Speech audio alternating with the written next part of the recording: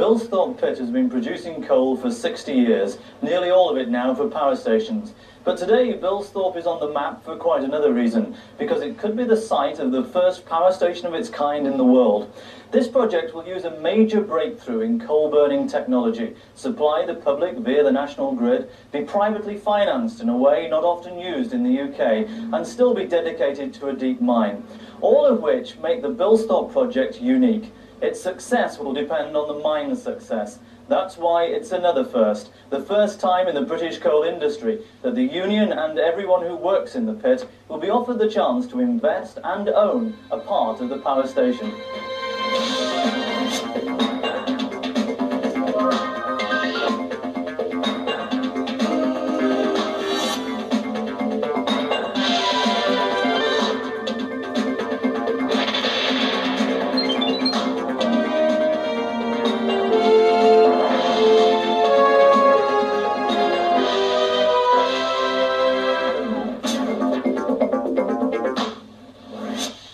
Power station building for 40 years now has been all about building larger and larger plants.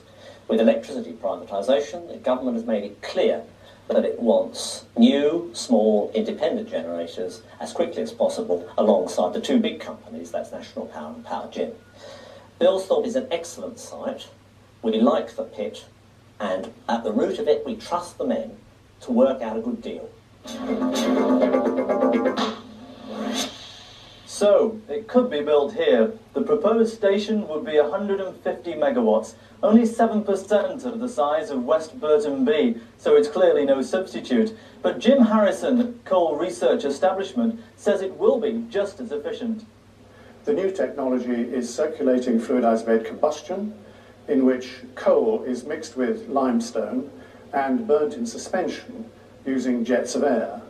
In this process, the limestone fixes the sulfur in the coal in the form of ash, and because it operates at low temperature, the emission of nitrous oxides is very much reduced. The benefits of the technology are that it will allow stations to be built more cheaply, it will allow coal of high ash and high chlorine to be burned, and it will fix the sulfur and the nitrogen, so we have a low SOx, low NOx system. Does that mean then that it's environmentally friendly? This is a very environmentally acceptable process. About 50 of these power stations are operating or being built around the world, mostly in the US, so the technology is well understood. The plant proposed for Bilsthorpe will learn from the experience of the others.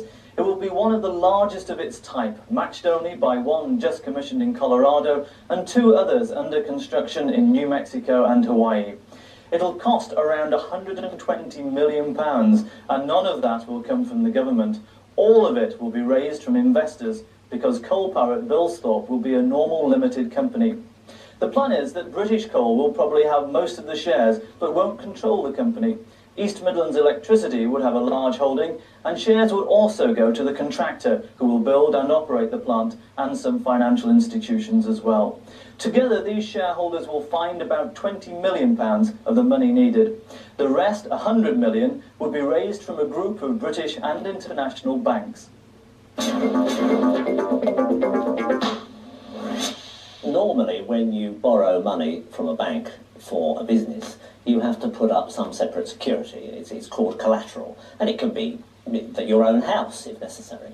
Loans for the Bilsthorpe project are of a different sort. They're called non-recourse loans.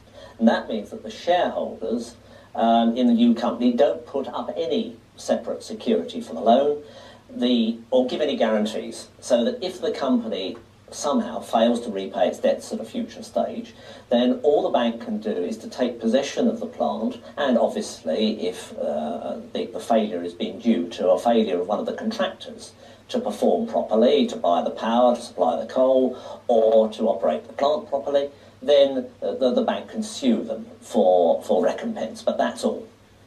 One company which could be involved in raising the money for the project is GE Capital. George Schaefer explains how his company views a project like this. Financial packages like this are very common throughout the world, particularly in the United States. However, they're new here in the United Kingdom, and this will be one of the first projects financed in this manner in the United Kingdom. However, institutions from all over the world are looking at investments that are well structured, where they can be certain that they'll be getting their money back because the contracts and the people backing the contracts will live up to their obligations. And so we're looking to structure a deal with the minimum of risk to be sure that we'll be repaid the money that we invest in this project. So, not surprisingly, asked to lend £100 million for a long time without security, the banks will be looking for real reassurance about the three main contracts which will make the venture a success. The contract to design, build and operate the power station has just gone out to tender because British Coal need a decision to go ahead by the end of the year. It's highly desirable to get a commitment towards the end of this year or early next, because if we're successful in doing that, then the Bilsthorpe power contract can become one of the initial designated contracts, and that's of great value to the project for years to come. But to achieve this requires a truly immense amount of work. That's why the contractor will not only have to build the station for a stated sum, but design it and operate it afterwards to a required standard of efficiency and availability. This way, any risk is reduced to the minimum. It will take 3 months to tender, and it will cost around £150,000 for the contractor just to prepare the tender. The second contract is the power purchase agreement with East Midlands Electricity. Yes, British Coal is our biggest customer, and we're very impressed with what the Knox bits have done over the last few years. And we feel our part will be to buy a part of the shares in the company and to buy the output of the power station over a 15-year period. We want to be very much involved in the project, and we will be equity holders and taking an active part in the success of the scheme. Which leaves the third contract, the contract to supply the coal that's needed. The potential benefits to the pit are clear. A long-term contract for at least a third of its output right on its doorstep. The rest will still go to the local power stations, but having regular demand right here on the site will mean far less exposure to the ups and downs of the big stations. What makes coal power at Bilsthorpe a really good idea is that the coal will come straight out of the pit into its own power station without paying any transport costs. Bilsthorpe Power Station would add value to Bilsthorpe Coal right at the pit head, and the coal industry can now share in that added value.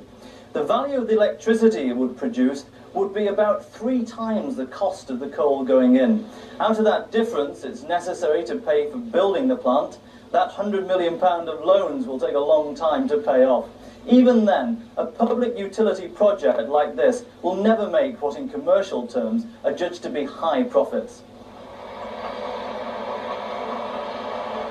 So, while there is a way to go to make sure that the project is a success, if everything is set up properly, the profits should be reliable and worthwhile.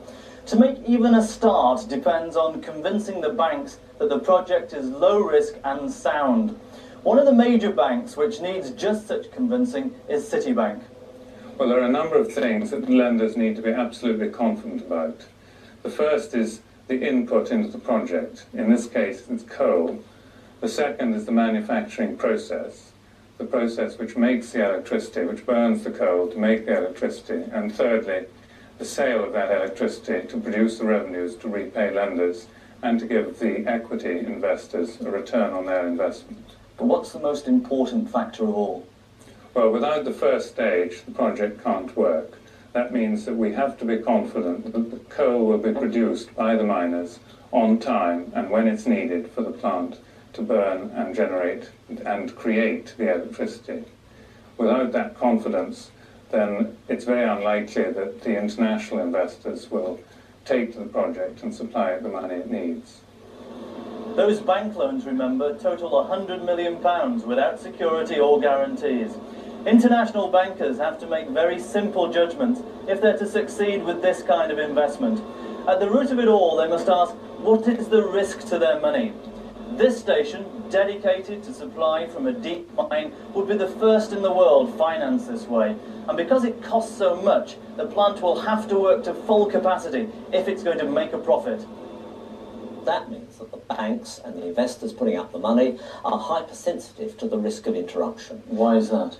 Well, Bilsthorpe itself has had a good record for the past 15 years, but banks do recall the fact clearly that the British coal industry has had the longest and biggest strike in history, and only very recently. They don't highlight the difference between the UDM and the NUM, they just consider that mine project investment in the UK has this special degree of risk.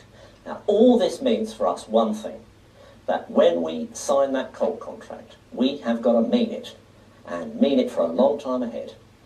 This is the crux of the matter for British Coal, how to guarantee a continuous supply of coal straight from the pit to the power station. Here they have a major problem. Coal contracts have what's known as a force majeure clause.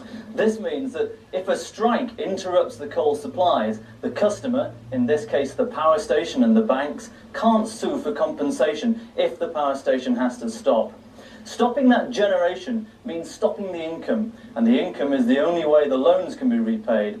All this is a risk that the banks will worry about before they agree to lend what is needed to build the plant, and this means either no loan at all or higher interest, which could mean the project is just not viable. So, how does Malcolm Edwards propose to give the necessary guarantees of supply, which are clearly so vital? We're not trying to legislate here for the odd day of trouble. The station will have 8-10 weeks stock, but we do have to face up to the risk of something long. We thought a long time about asking for a formal non-strike deal. They do work in other industries, but the practical problem here is that if there was some big, long trouble, we would be suing the men and the unions for sums of money which are far greater than they could possibly hope to pay. And all this seemed to be both negative and ineffective. It seemed better not to assume that the worst was always going to happen, but to encourage the best to happen and keep on happening. So we decided on a positive policy to offer everyone at the pit, on whom the success of coal power at Bilsthorpe is going to depend, a chance of a shareholding, a chance of owning a part of the venture.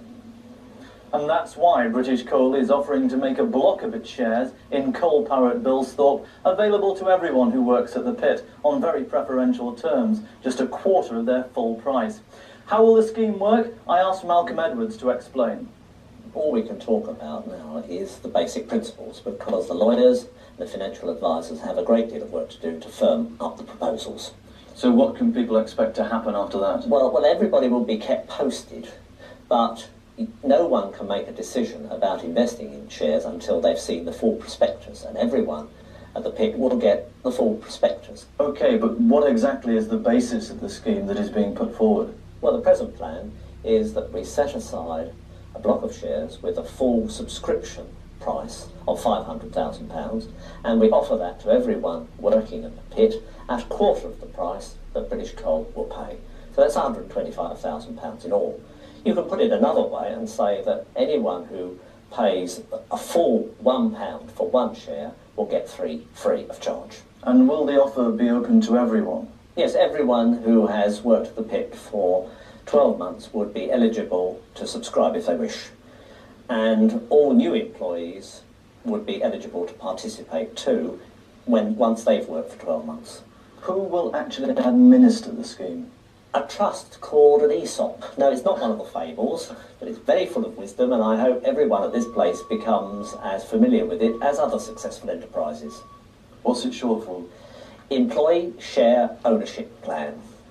It's an employee share trust to administer the shares, to provide an internal market for employee shares and a pool for new employees. Does all this mean that the shares aren't actually traded on the stock exchange?